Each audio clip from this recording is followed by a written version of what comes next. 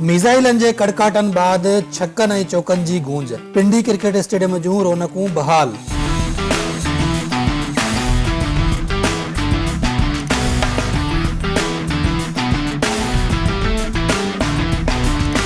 पाक भारत छिकताण सबब मुलतवी थियल PSL 10 जूं रहियल मैचूं 9 ॾींहनि जे वक़्फ़े खां पोइ ॿीहर शुरू थी रहियूं आहिनि। अॼु रावलपिंडी क्रिकेट स्टेडियम में पेशावर ज़ल्मी जो मुक़ाबलो कराची किंग्स सां थींदो।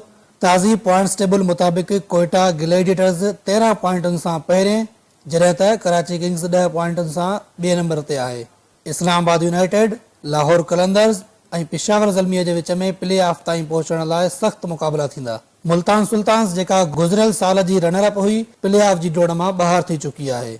प्ले ऑफ मरहलो 21 मई खां क़ज़ाफ़ी स्टेडियम लाहौर में शुरू थींदो, जिते क्वालिफायर, एलिमिनेटर पहिरियों ॿियों, जॾहिं त फाइनल बि 25 मई ते क़ज़ाफ़ी स्टेडियम लाहौर में थींदी।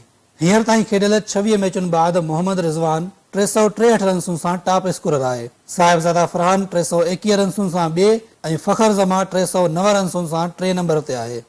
बॉलिंग में मोहम्मद अब्बास आफरीदी ऐं जेसन होल्डर 8 मैचुनि खां पोइ 15-15 विकेटूं वठी अॻिते आहिनि। अबरार अहमद ऐं हसन अली 14-14 विकेटुनि सां ॿिए नंबर ते आहिनि। फील्डिंग जी ॻाल्हि कजे त कोयटा ग्लैडिएटर्स जो रायली रूसो 11 कैचुनि सां टॉप फील्डर आहे। जंगबंदीअ खां पोइ ॿाहिरनि क्रिकेटरनि जी ॻाल्हि कजे त कोयटा ग्लैडिएटर्स खे ॾखण अफ्रीका जे रायली रूसो, न्यूज़ीलैंड जे फिन एलन, श्रीलंका जे दिनेश चांदीमल ऐं अविष्का फर्नांडो, जॾहिं त अफ़गानिस्तान जे गुलबदीन नाइब पिणु जॉइन कयो आहे। इस्लामाबाद यूनाइटेड जी टीम में अलेक्स हेल्स, रसी वेंडर डुसिन, टिमाल मिल्स ऐं जिमी नीशम मौजूदु आहिनि। कराची किंग्स लाइ डेविड वार्नर, मोहम्मद नबी, टिम साइफर्ड, जेम्स विंस ऐं स्कॉटलैंड जे जॉर्ज मंसी खे स्क्वाड में शामिल कयो वियो आहे।